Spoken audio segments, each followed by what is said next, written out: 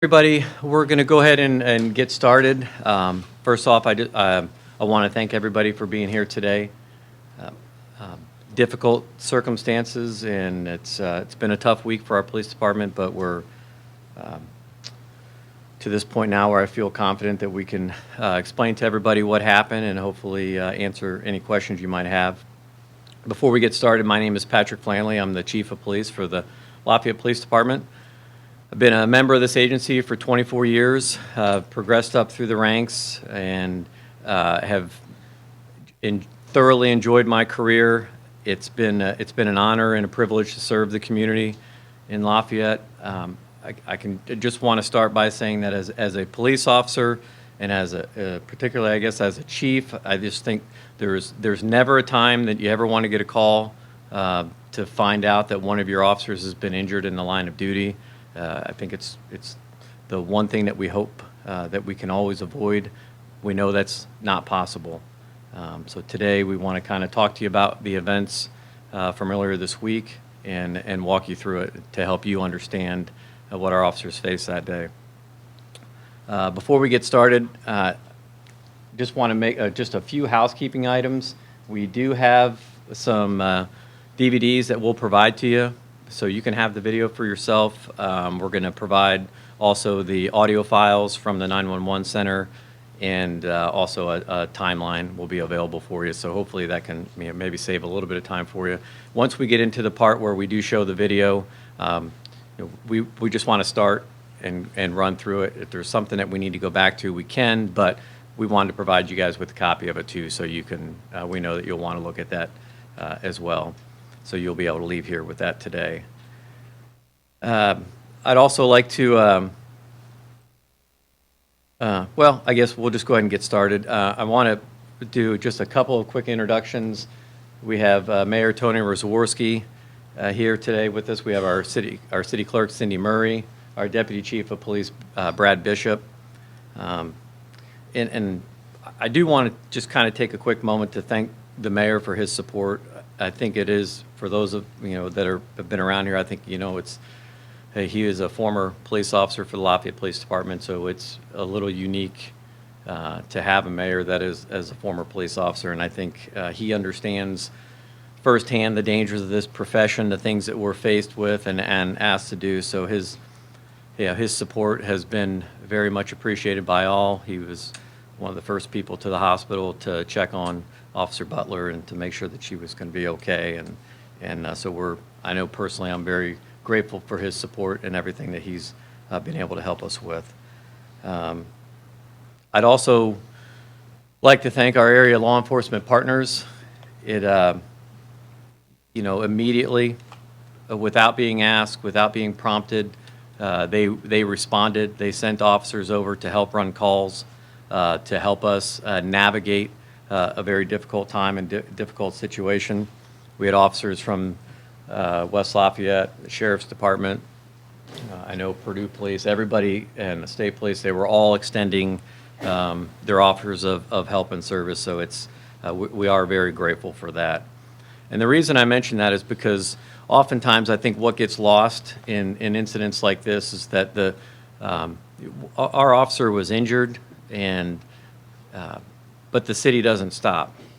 People keep calling the police. People still expect and demand service, and so we have to keep going. And that is, again, a very difficult thing to ask human beings to do sometimes, is to put your personal emotions to the side and continue to be a professional and do the work that needs to be done. And we did it exceptionally well that day, and I'm again just thankful to be in a community where everybody does offer up that support and supports one another.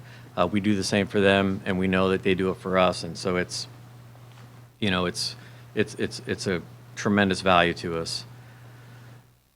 I think it's also kind of important to note that I want to really truly send out my heartfelt gratitude and appreciation to all of our civilian employees and our police employees and everybody that supports us. We are family at LPD. All police departments are families, and when one of us gets injured or hurt, we all get injured or hurt. And it doesn't just stop in the walls of the police department. That extends beyond the walls of the police department, and it goes into the homes of every one of our employees. It goes into the schools where their children are attending, the workplaces where they are, and it goes and it travels fast, and I don't need to tell all of you how fast it does travel. And oftentimes it happens before anyone even has a moment to catch their breath, call home, tell their loved one that they're okay. Because we all know that's the first question that every sibling and loved one is going to ask when they hear the word that a Lafayette police officer has been shot in the line of duty. And you know, you can understand the angst and the concern that would cause. In this case, it was Officer Lane Butler, who was just days away from reaching her third-year anniversary with our police department. We, again, just want to extend our prayers to her and her family and all of her loved ones, and let them know that you know, they will have our continued support. We're thankful that she is doing well and improving, and that's the most important thing. So today, what we're going to do is we're going to present to you the findings of our internal review of the events that took place. Officer Butler was injured by gunfire. In this case, she was injured by a round discharge from the firearm of Officer Aaron Wright. Our conclusion in this incident was this was not the result of an act of negligence, carelessness, or otherwise reckless behavior. It was accidental. And I think rather than trying to describe to you this incident in words, we're going to just walk you through the relevant points in the video that was captured, and you can see for yourselves how this event unfolded. At the conclusion of that, we'll field some questions, and I know might be a few things that we'll just need to kind of narrate for you, but I think, you know, oftentimes, you know, the video will speak, I think, to what would be a better way than trying to describe it. So with that, I'm going to turn it over to our Deputy Chief, Brad Bishop. Thanks, Brad. Good morning. As the chief said, I am Brad Bishop, Deputy Chief of the Lafayette Police Department. I've been a member of the Lafayette Police Department for approximately 21 years. I've spent 15 years of that career on the SWAT team in various leadership capacities as team leader, team commander. Also spent close to that amount of time as a firearms instructor, defensive tactics instructor, so I'm considered what the department calls use of force subject matter expert. As the chief said, yesterday a shooting review board was convened at 2 p.m. in the afternoon to review the shooting incident that the chief has spoken about. The makeup of the shooting review board is myself as the board chairman, the patrol division captain, who is Captain Joe Clyde, the criminal investigations division captain, who is Captain Kurt Wolf, the commanding officer of the officer involved, or the commanding officer of the officer involved, Lieutenant Scott McCoy, and two members of the patrol division who are the same rank as Officer Wright. So immediately post-incident, a criminal investigation commences, and that happened and was wrapped up that same afternoon and evening. Immediately after the criminal investigation concludes, a parallel internal investigation begins. So at some point that afternoon of the shooting, Lieutenant Brian Phillips and Lieutenant Adam Milady initiated the internal investigation. Lieutenant Phillips is a veteran member of our police department who comes to the Administrative Services Division from the Criminal Investigations Division, where he spent time there as lieutenant. Lieutenant Milady has experience and leadership currently with the SWAT team, street crimes unit, and various other capacities within the department. I want to thank both Brian and Adam for their long hours. They worked very hard, very quickly to get this wrapped up so we could balance a thorough investigation with the ability to inform the public of what happened as fast as we could. So I want to give you just a little bit of call context before we get into the first of 3 videos that we're going to show. It's about 10 plus minutes of video this morning. But at approximately 8:50 a.m., Officer Kurt Sinks was dispatched to field a complaint of criminal mischief. He met over the course of the next 2 hours with the complainant both at Lafayette Police Department headquarters and then on scene at 813 North 9th Street. At some point during his investigation on scene at North 9th Street, dispatch received an anonymous call that there was potentially a subject within the apartment who was wanted on a warrant. At that point, Officer Sinks asked for additional units to back him up. He received consent from the homeowner to search the apartment for the subject wanted on warrant. And as you'll see in the videos, Officer Butler arrives shortly thereafter, and then Officer Wright arrives third. Just a real brief background on, to give some context again to the call. The subject wanted on warrant has a documented history of narcotics, weapons, and violence against persons crimes. It was a misdemeanor warrant at the time that they were attempting to serve.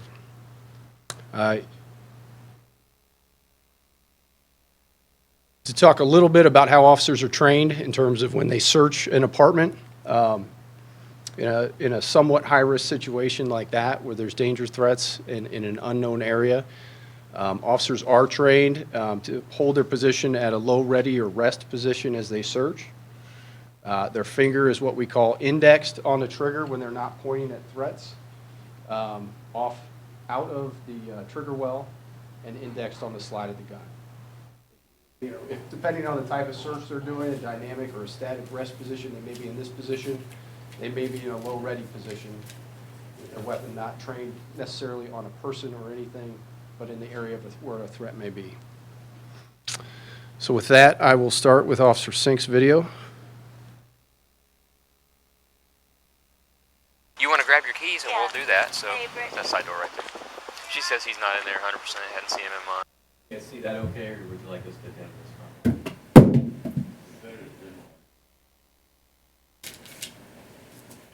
Now I'm gonna put it up a little bit because it sounds a little soft right now. You'll hear a lot of wind noise on their cameras, Officer Butler's in particular. So I'll try to move the volume around so you can clearly hear what's being said.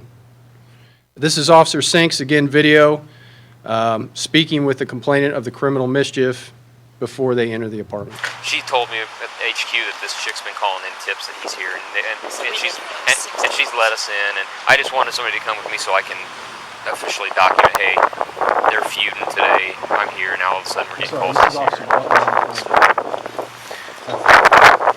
If you don't mind, when you unlock the door, if you just want to, I mean, you're welcome to go in if you want to, check, make sure your dog's locked up, but if you know your dog's locked up, then she'll bark and scary, but I promise she's okay. good in her case. As long as she ain't gonna get out, then we're good. Thank you. And absolutely nobody can be inside. Nobody else has a key? No. Okay, perfect. Well, she has a key, but... Well, I'm saying I want to make sure we're not gonna get surprised. Yeah, no, nobody's inside. Cool. Lafayette 367. Can I just look in there and make sure that my dog just... She's not gonna If you would make sure that we're showing apartment number 2. Same numerics, but apartment number 2.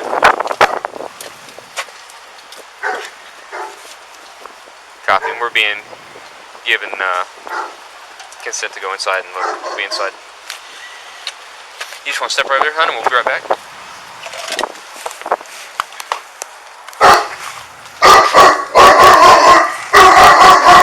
Lafayette Police Department, anybody inside? Come out now, make yourself known. Right, check this kitchen. You want to hold left?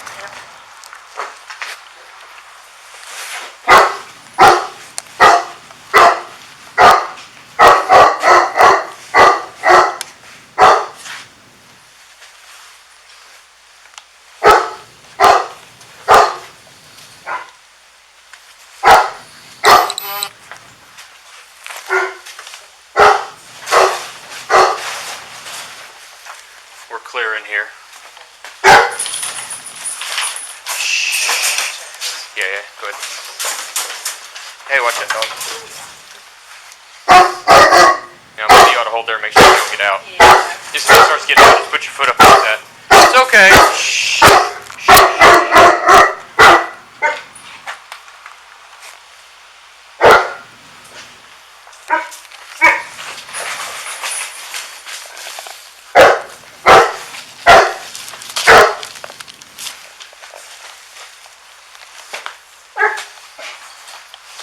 Just hold that. Watch that couch too.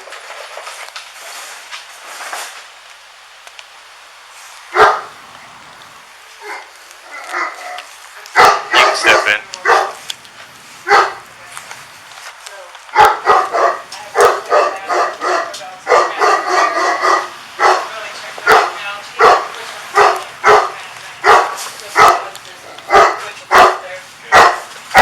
We're clear. Yeah. I mean, let's check.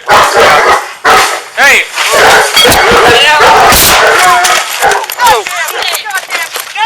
What happened?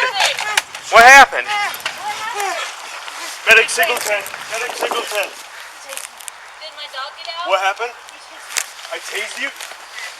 Do you have your taser out? Where are you at? Where are you shot? Hey, relax. Did you have your taser out? Where? Right here, right here, right here, right here. Lafayette 367. Medic signal 10. Start ship command. Stay with us. Okay. It's hooked. It's okay. It's okay. It's hooked. Okay, let me see, babe. Come here. Listen up, baby. Come here.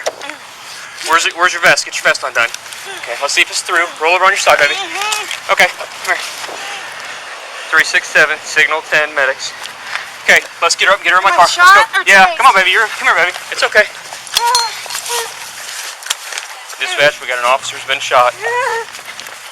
My car over here. Sit down right here. I'm gonna get my car. Right there. Secure this. Secure that. Put pressure on that. On her back.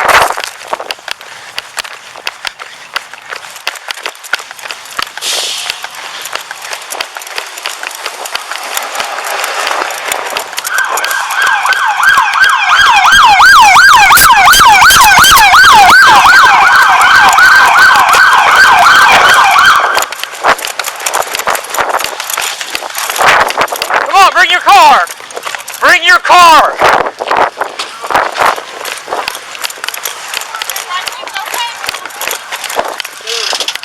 Hey, get my Hey, woman no! out of there Hey! right now! Hey, it's in it. Get her in here. We're taking her to the hospital right now. Open it. We're taking her right to the hospital ourselves. Get in. Slide over, baby. Hang on, door. Go. Pressure, set up, baby. Pressure. Guys, Hey, baby, look at me.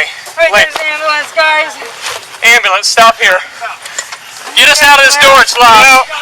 Get us out. Get in the ambulance. Come here, baby. Get in the ambulance. Let's go. Let's go, baby. Come on. Come here. Stay secure. Let's go. Side door.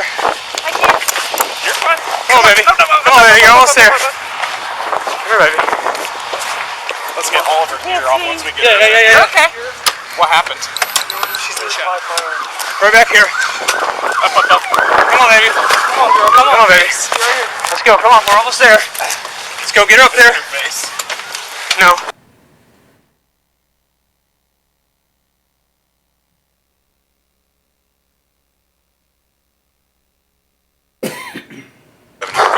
This is Officer Wright's video. He's just arrived after both officers were second party. So, I have not checked that. Our dog's not having fire. We haven't really checked on the couch. He's pushing on the side of that cage, kind of trying to get out. So if you guys just put your foot up there. Good. All good. Hey.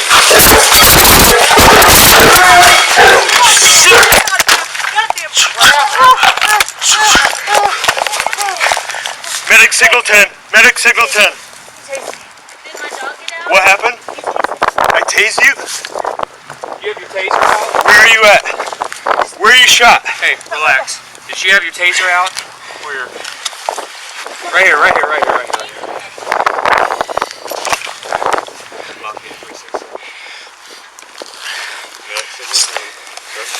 with us. No, no. Stay with us. Okay. It's hooked. It's okay. My arm. It's hooked too. Okay, let me see, babe. Come here. Listen up, baby. Come here. Where's your vest? Get your vest undone. Let's see if it's through. Roll over on your side, baby.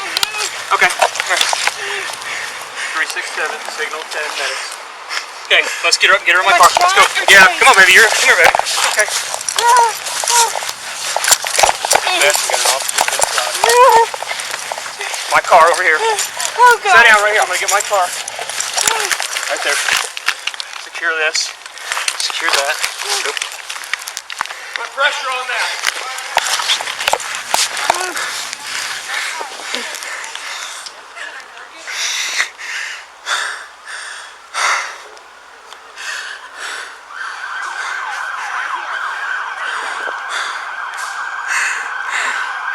Let me up just a little bit. You okay? You okay? Stay with me. You okay? You okay? Stay with me. Stay with me. Stay with me. Stay with me. Stay with me. Hey, get my drum! Get out of there right now! Get my drum kit! Get her in here. We're taking her to the hospital, right? Go open it. Come on. We're taking her right to the hospital ourselves. Get in.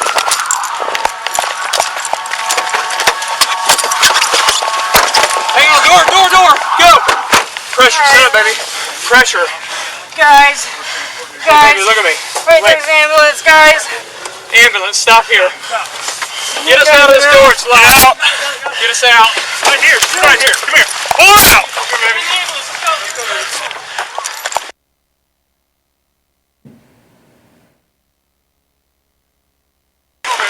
It was.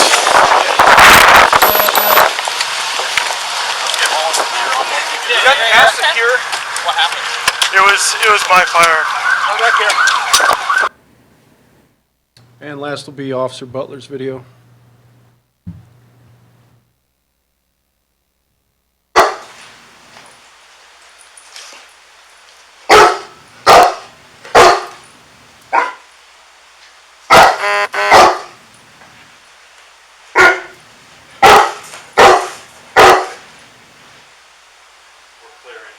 Okay.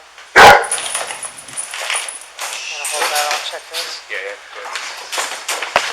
Hey, what? Oh, yeah.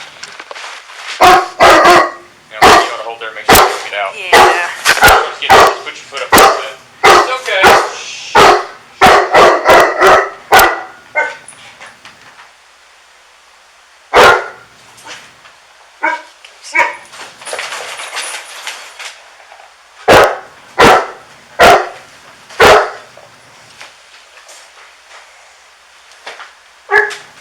Just do want to mention one thing from Officer Butler's perspective there in this camera. There is a closet to the left of the dog cage, to her left, that has not been cleared, and that's what she's holding. Hold that. Watch that couch. Yeah.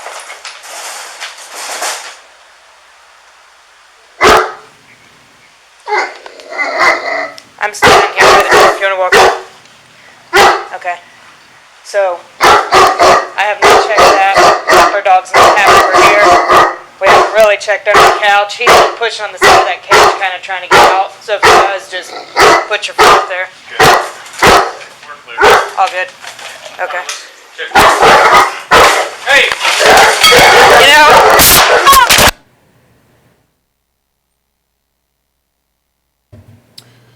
So all three of those videos, plus a document with the timeline laid out by second, and the radio traffic that was recorded from that day will be provided at the end of the press conference so that you can take it with you.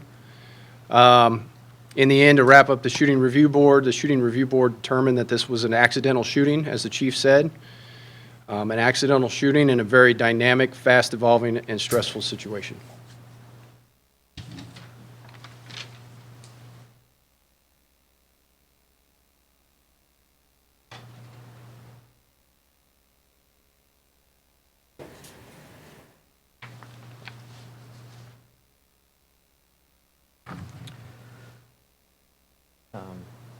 I know that can be, it's very difficult to watch that. It's a little emotional.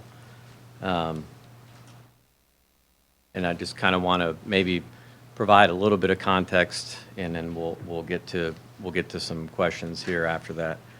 I think the deputy chief just touched on it.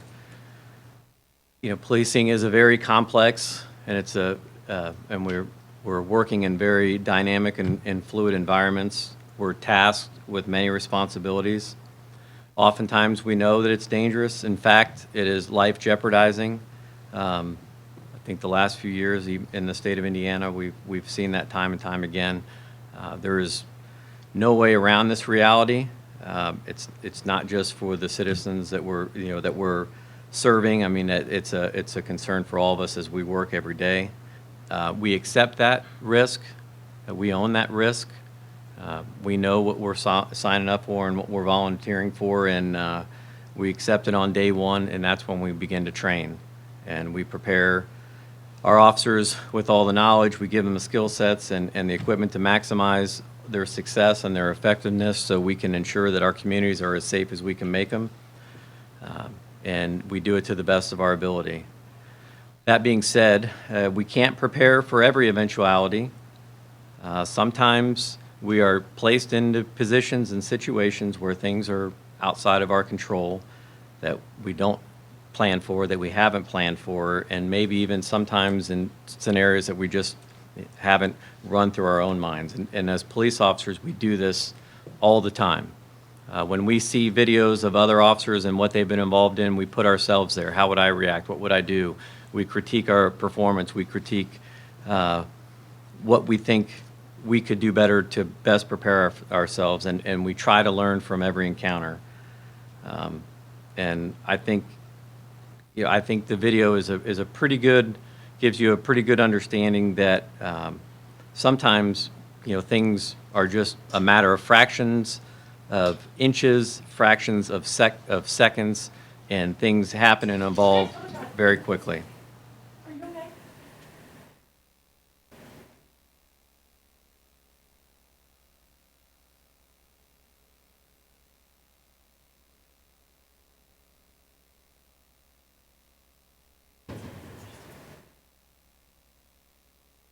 You guys just let me know when you're set back up and ready.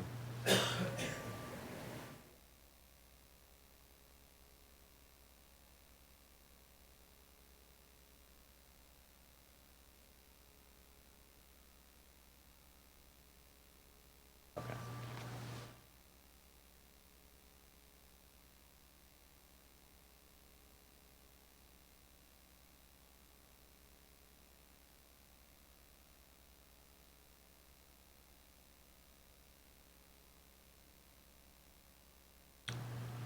All set?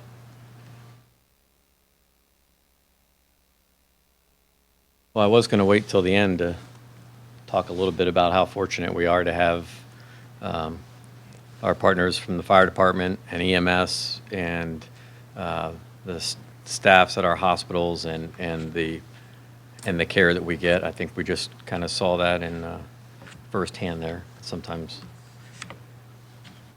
things can always take a little bit of unexpected turn, and I know she made a little joke there that she wanted to put that on display, but I mean, we wish her the best, and hopefully she'll be fine.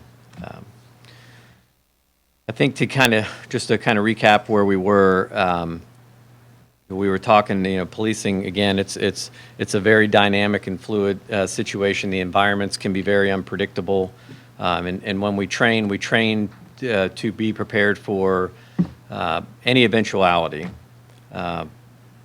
But like I said, I mean, we can't train for everything. We just try to prepare ourselves and prepare our officers for being able to react and respond in just a variety of situations. And these things, again, they happen really, really fast. So when you go back and you can have the video and look, but we're looking at anywhere from really 25, just over 25 seconds from the time Officer Wright stepped into that apartment until the time his firearm discharged. It's not a lot of time. Officer Wright is confident in his abilities to handle his firearm. He's displayed those abilities for every one of our officers. I mean, it's firearm. It's one of the tenet rules of firearm safety is that you keep your finger off of the trigger until you're ready to use the weapon. It's that practice is standard. It's fundamental. It reduces the likelihood of what we would call a sympathetic reflex or the startle response, and to avoid situations where a gun would discharge without you intending it to. So I mean, if we give a loud clap or a boom, that startle reflex where if your hands instinctively will close, and that's why as firearms instructors and as police officers, that's why we train never keep your finger on that trigger. And that's the way that he performs his job. I think this is our practice. It's the practice of every person that carries a firearm. And I think in this case, from the moment the dog began to force its way out of the cage, the officers in that room are faced with just a few options in just fractions of a second. And those options are, because of the circumstances and that they're in a dynamic room clearing environment, their firearms are already in their hands. So the first response could be use your firearm to protect yourself from the dog. It is a big dog. Is it friendly? Is it vicious? We don't know. I mean, we just know it's a big dog. It's in a cage, and it's doing what dogs do in their own environment. And in that moment, the officer had a choice.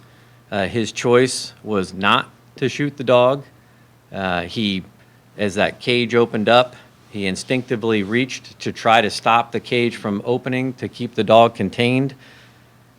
He saw in his periphery his fellow officers clearing the apartment and getting out, and he turned quickly to exit behind them. And in that process, as you can see, the door comes open as he's turning, and he runs into the door, and the firearm discharged. The only way that firearm can discharge in that circumstance is that if his hand has moved and his finger is on the trigger. We did test the firearm afterwards. We had an armorer look at it to ensure that the gun was properly functioning, and it was. So it was the fact of circumstances that in that moment where he reaches for the cage to try to stop it and then turns to exit, the firearm just got twisted in his hand, and it discharged upon impact with the door. So it's that's a tough one. We see how quick that goes, and there's it's not time like to kind of sit and contemplate, well, what might I do next? So Officer Wright, from the moment on scene, he accepted full responsibility for his actions. He was devastated by the unintentional discharge of his firearm, and he's, again, I think rightfully so. It has deep concern for his partner, in that she's going to be okay, and that she is going to recover. And we do believe that Officer Wright is a good officer. He's a valued member of our agency. As we close this investigation, we want to ensure that Officer Wright understands that we're all accountable and we're all responsible for our actions and how we do perform, and he understands that. He will not face termination or suspension as a result of this incident. But he will, understand that he's responsible for his performance and the proper handling of his firearm. I think we can probably play that one over and over again in our minds a lot of times and maybe come out with different outcomes. But policing doesn't oftentimes afford us the luxury of instant replay and going back and doing and do-overs. And one of the things, again, just some context for body-worn camera footage. I'm a huge proponent for them. I really like the fact that it allows us to gather one more perspective. I just want to caution everybody that a video is only one perspective. It's what a camera captures. It does not capture the emotions, what an officer feels, what they see, what they sense, their training and their experience. It cannot be conveyed in a simple video. And I know oftentimes we want to look to the video to make decisions about what actually happened and what we would do if we were placed in there, but the officers don't get that luxury. It's just, like we said, that fast, and I think we all got to see that on display this morning. And so it does kind of take me back, and for those that have been here for our swearing-in ceremonies, every one of those I read a quote. It's one of my favorite quotes, and it's from Stephen Covey, and I say it for the benefit of the new officers that are getting hired and their families. And Stephen Covey said that policing is one of America's most noble professions. The actions of any police officer in an instant can impact an individual for life and even a community for generations. Given this realization, every police officer must be centered on what is important: service, justice, and fundamental fairness. These are the foundational principles in which every police action must be grounded. The nobility of policing demands the noblest of character. And while I think everyone would prefer that these events never unfolded, I am proud of the way that our officers responded in light of that emergency situation, the way that they cared for Officer Butler. I'm incredibly thankful. I think, again, we just saw how fast our care system here can be. Having fire personnel here in moments, it was from the time that Officer Butler was injured by that round, she was in an ambulance in 2.5 minutes and on her way to the hospital, and that's phenomenal. It doesn't always happen that fast, but we're just grateful and thankful that they were close by and able to get there. She did want to relay one message, that she is resting and she's recovering. She wanted to thank everybody for the outpouring of support, and we're going to pray for her continued recovery and wish her the best moving forward. Our hope is that she's going to fully recover from her injuries, and her and Officer Wright can return to being active and full participating members of our police department and continue to serve our community. With that, I will open it up for questions. If anyone has any comments, if there's anything that if you need us to go back and put something back up for you, I'd be happy to do that. So when will Officer Wright be back? We anticipate that to be Monday. So as again, it's standard protocol that anytime an officer discharges their firearm, we will convene our investigations, and they will be placed on paid administrative leave pending the outcomes of those investigations. Did Officer Wright have a taser or mace on him at the time? Yes. And what is department protocol when using a taser? Well, I mean, everything. If you look at any officer, the officer they're equipped with a tool belt with a variety of tools that they can use in circumstances as they present themselves. So, I think in that moment, the shock, and one of the things that we do with all of our officers as part of their training is that you will, be shot with a taser, so you understand what it feels like, and that I think is a good example of, it's not a comfortable feeling, and there is a moment where you do feel impact and your whole body tightens up. And I think that was kind of maybe in those first moments, that was part of the confusion. Chief, can you take us back to the moment you got the call that an officer had been shot, and what went through your mind? And secondly, when you look at the video of the actual gunshot itself, tell us what's going through your mind, how you feeling?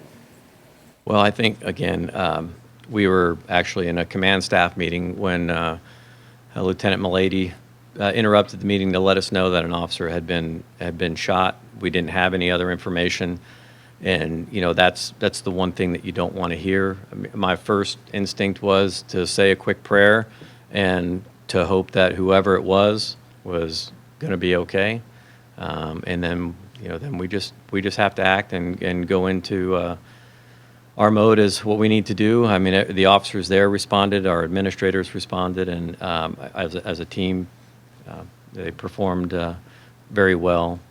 In terms of when you, and I guess this is something else that's, I think it's really good to provide some context for, is, even as fellow police officers, if you're not there and you don't see what happened, then you don't know. So it's very difficult to try to get everything done all at once. And so, in critical incidents like that, time speeds up, and we train our officers to try to slow it down and be methodical about how they approach what they're doing. And it's that first hour is generally very, very difficult.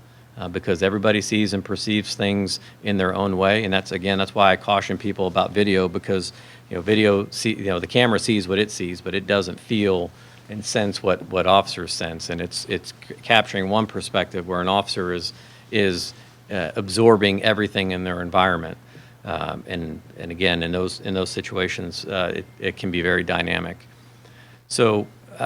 In those terms, we ultimately want to get the answers. We want to know what happened.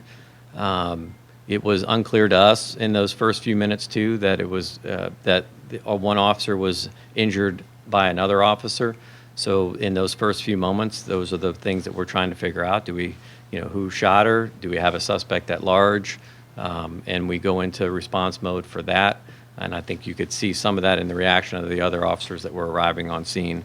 And in this case, they quickly identified what had happened, and then it was just a matter of trying to process from there. Do you anticipate revisiting any of officers' procedures around responding to dogs in situations like this going forward?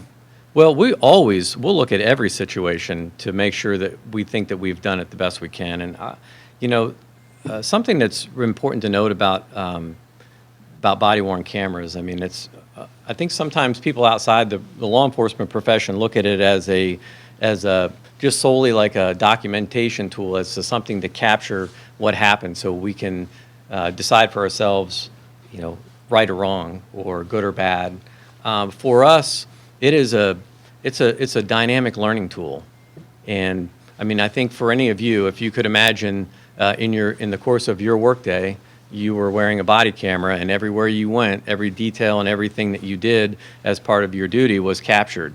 For interviews that you did or stories that you did, you could go back then later and maybe you saw your performance. Oh man, I wish I would have done this. I wish I would have done this. And we always critique ourselves. So for us, when we use video, it's not just a matter of documentation. It's an incredible tool for documentation, but it's also an even better tool to learn from. I like to say it's an exponential learning tool.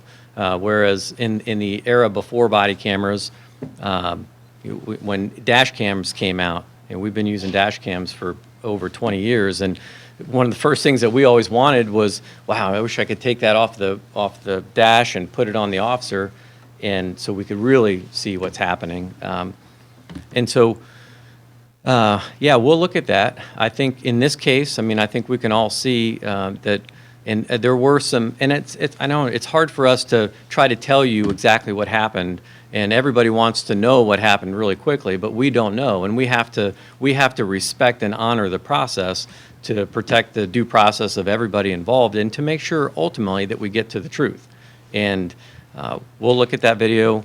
We'll see if there's anything that we could have done differently. I think that was a reflexive action from the officer. He saw that cage pop open. They were cognizant of the big dog in the cage. You all saw for yourself. I think his reaction was to reach for it and try to keep it from opening up.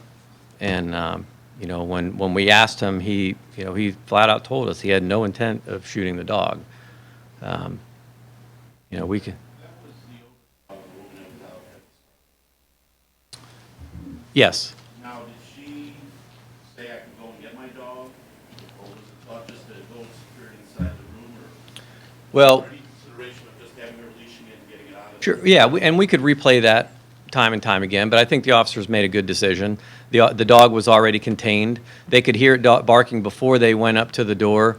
Officer Sinks confirmed with her that that was her dog and it was inside, and she said it's in a cage. And so having her look in to ensure that the dog was penned up was the right move. And we don't want to bring her into that situation if we can avoid it, because that's one more person that creates, that can change an environment. And if there would have been a subject inside there, and that's just one more scenario or one more, I guess, piece of the puzzle. Information about the severity or the recovery for Officer Butler and her injuries?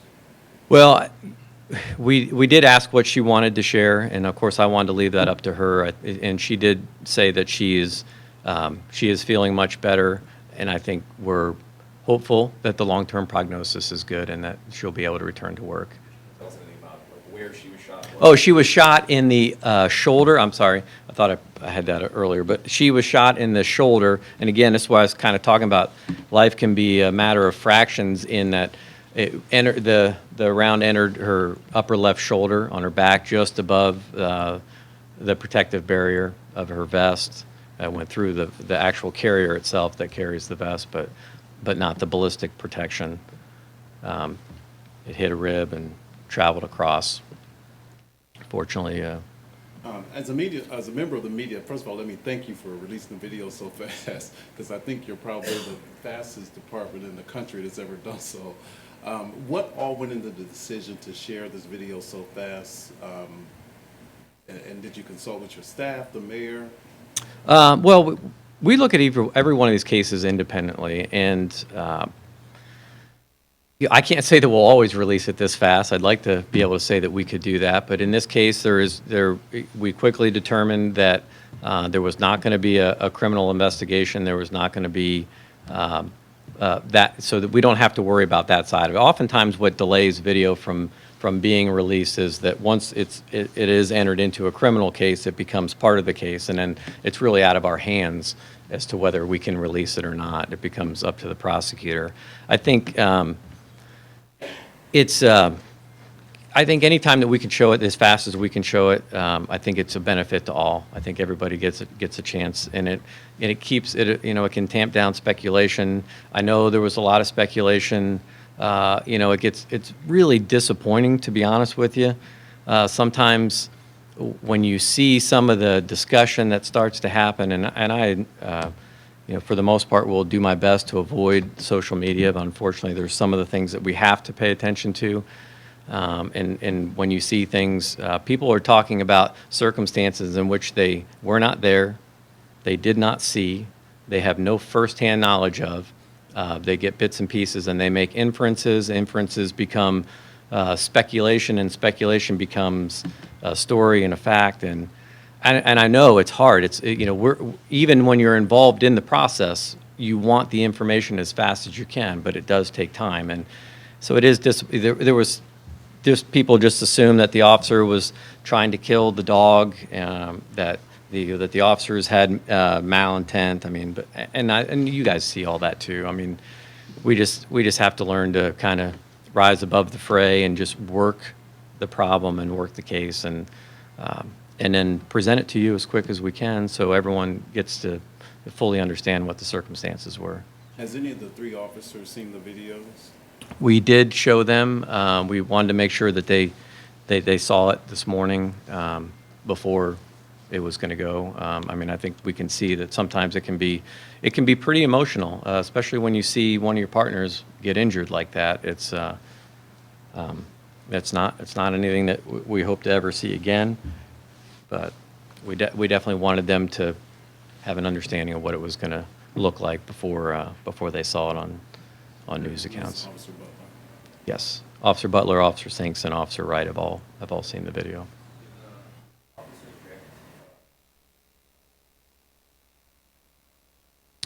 Yes.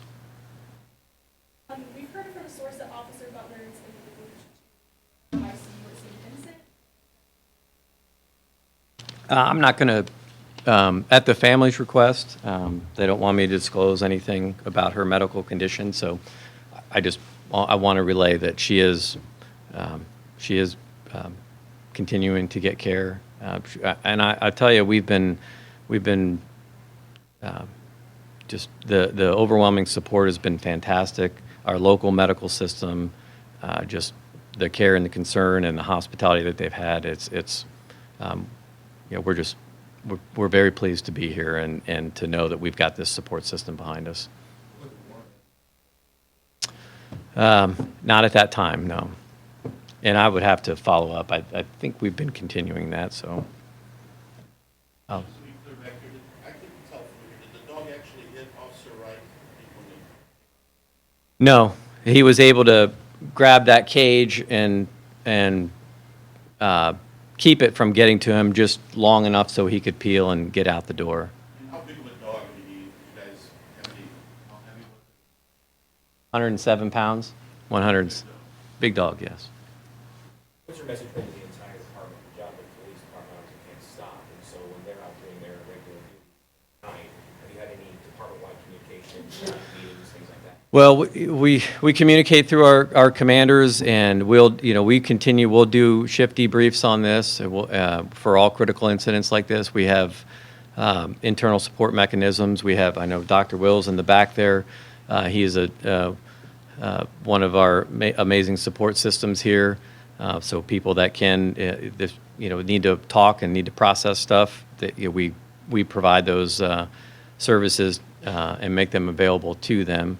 I mean, in terms of the work that just gets to be done, I just to reiterate what I said earlier, I mean, I'm just tremendously proud of our officers and our civilian staff. I think a lot of times our communication center, sometimes people overlook the value that they play in these, and that's a tough place to be when situations like this break. Because everybody's calling and everybody's wanting information, everyone's wanting it quickly, and I'm just very proud of the way that they've responded and continue to respond. If there's no more questions, we'll go ahead and conclude. Again, Deputy Chief Bishop over there has our handouts for you, and I think we'll conclude it at that, and we'll hope that your media partner is going to be okay. Flannelly, it's Patrick Flannelly, Flannelly. Thanks. 2 N's, 2 L's. If I were in Ireland, it would have an O in front of it. It's true.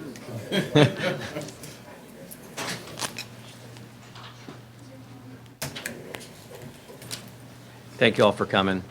Appreciate it.